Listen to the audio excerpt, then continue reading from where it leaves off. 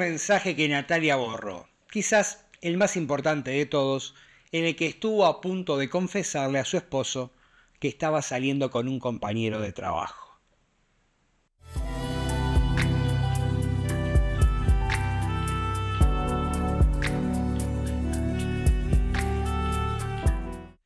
¿Vos qué pensás?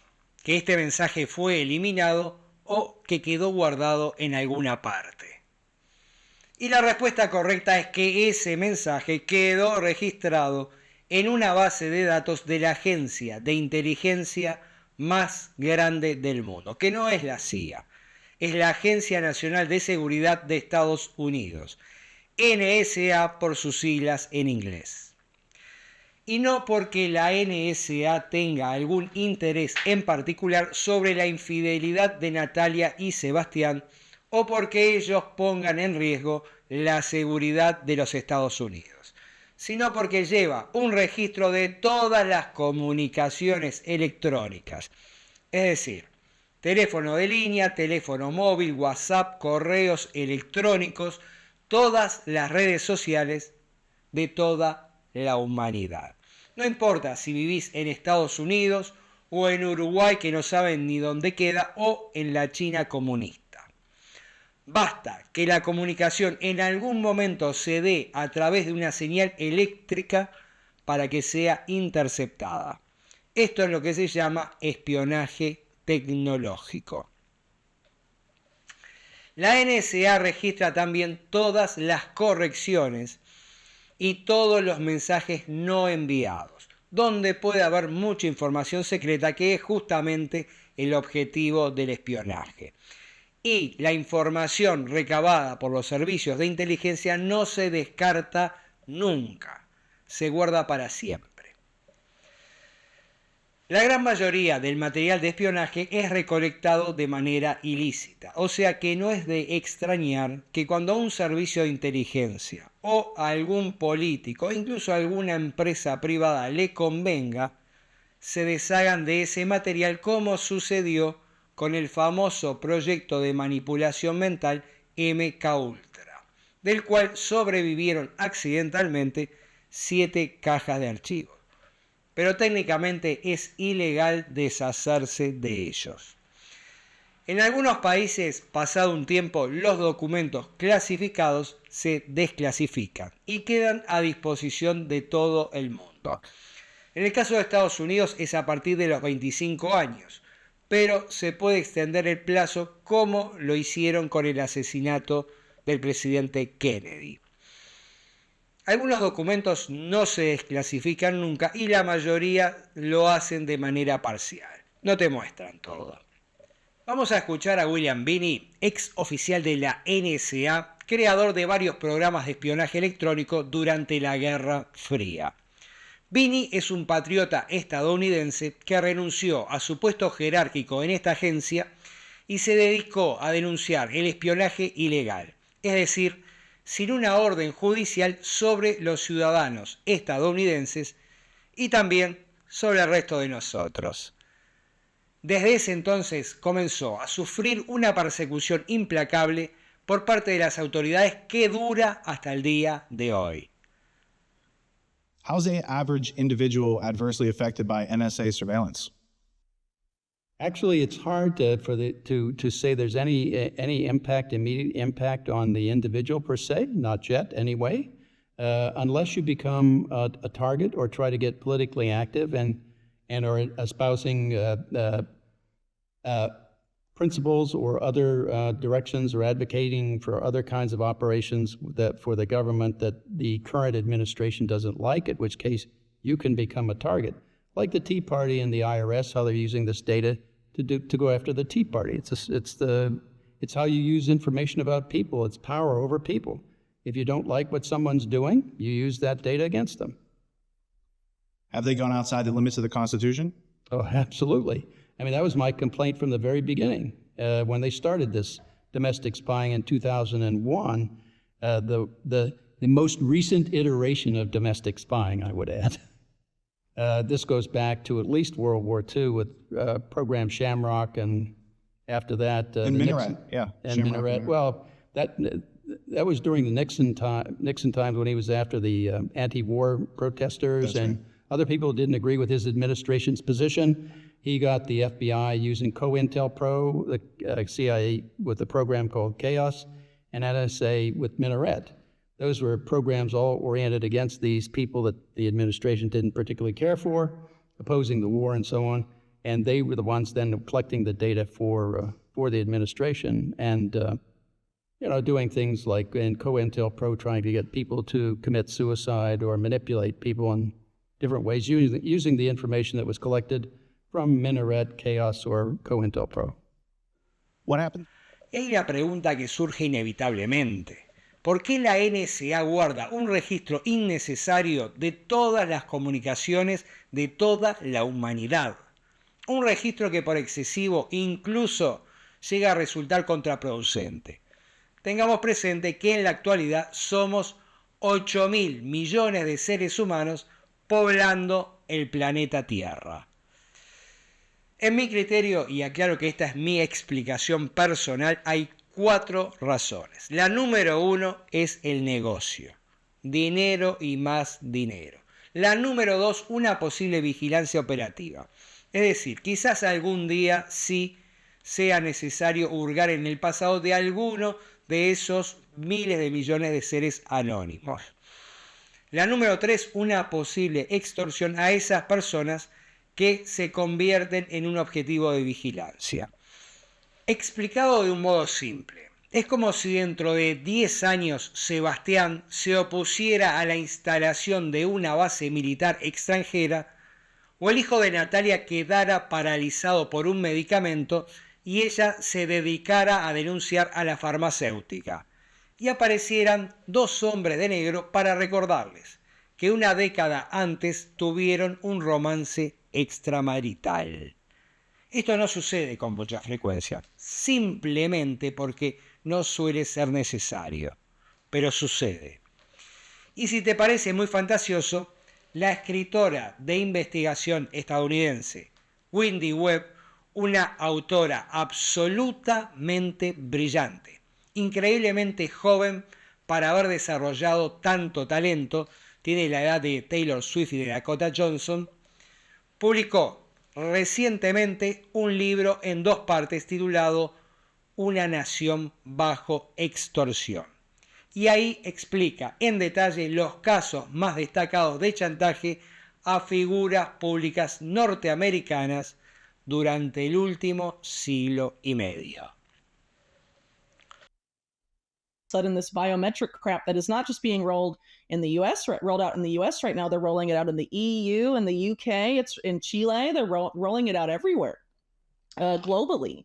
And it's clearly a global agenda. It's the cornerstone of Agenda 2030, the UN Sustainable Development Goals, and a key part of the directly related to those global policing goals of Interpol, which is like almost every country in the world is a member of Interpol. So this is the way they're selling it to the American public as a solution for voter ID issues and for illegal immigration issues, which again, the illegal immigration situation was allowed to happen. It was clearly intentional. And considering that like this biometric stuff at the border and as far as digital ID, it's a bipartisan agenda. Both parties work together to make the conditions for that to happen. One creates the problem and the other sweeps in with the solution that everyone's clamoring for because the problem has been allowed to become so bad. And I think it's not just with biometric digital ID. You're going to see it with the programmable surveillable currency. You're going to see it with pretty much everything that's going to be pitched to you as a solution to all of these problems we have. But really, the solutions are going to just give us, increased surveillance and march us closer to this techno-tyranny that's been built by the national security state in close collaboration with the private sector, and particularly Silicon Valley. La cuarta razón por la cual somos espiados de manera obsesiva es por el delirio de poder.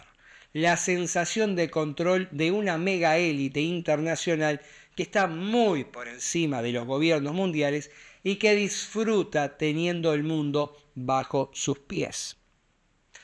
Ahora vamos a hablar de la industria del espionaje. Solo la NSA tiene un presupuesto anual oficial de casi $50.000 millones, a lo que hay que sumarle el presupuesto en negro, Esto quiere decir que recibe dinero adicional, pero las cifras no se revelan al público y la agencia no tiene obligación legal de dar explicaciones de lo que hace con ese monto.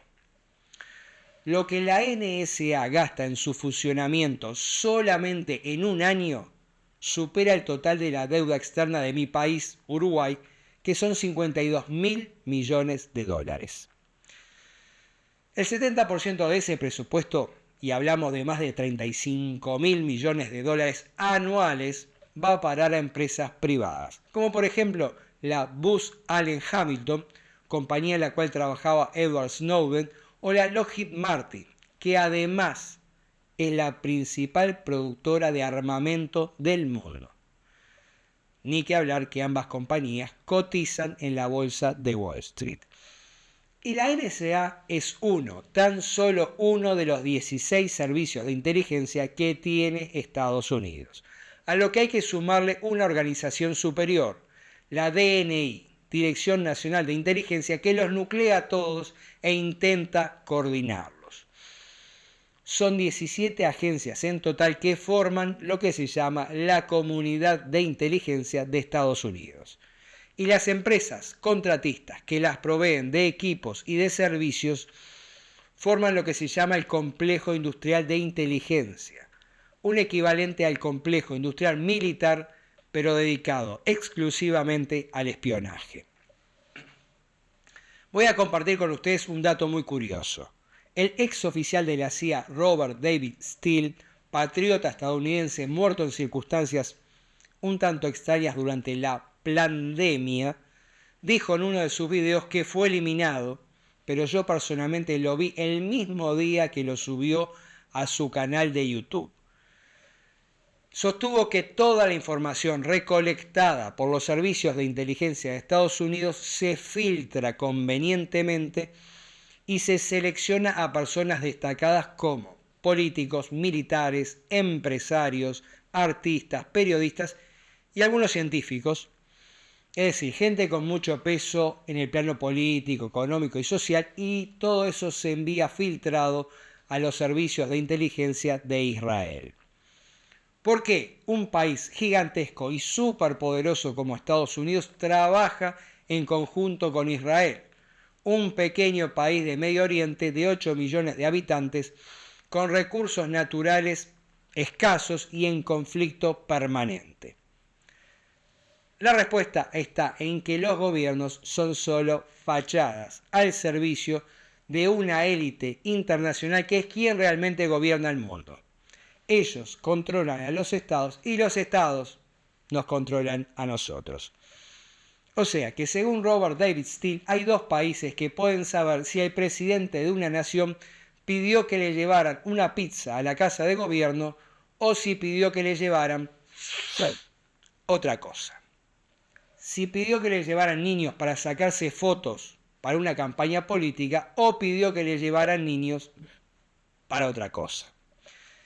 Y esto lo dijo Robert David Steele, que te aseguro que fue el crítico más duro e implacable que tuvo la CIA, agencia a la cual él perteneció y de la cual se jubiló.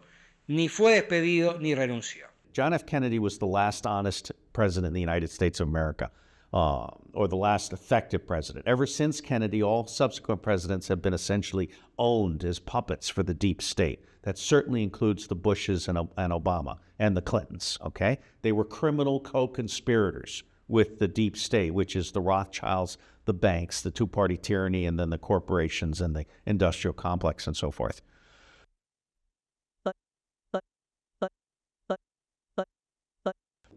And Dick Cheney, who hijacked the American presidency and has literally been the Adolf Hitler of this generation. He has created more chaos, more death and disease and destruction than anyone before him other than Stalin. Wars don't happen unless the banks agree to finance them. Mm. The banks always finance both sides of the war. And they use war to make deals for natural resources and so forth. Libya was a French action because they wanted a better price on oil and Gaddafi wouldn't give it. Es oportuno aclarar que la CIA sigue siendo la agencia de inteligencia más poderosa de Estados Unidos y del mundo entero.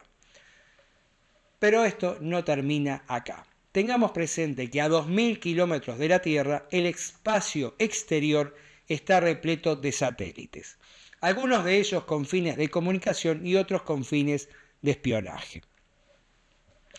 Estados Unidos tiene 2 agencias de inteligencia que se dedican al espionaje satelital y son la Oficina Nacional de Reconocimiento, NRO por sus siglas en inglés, y la Agencia Nacional de Geoestrategia, NGA.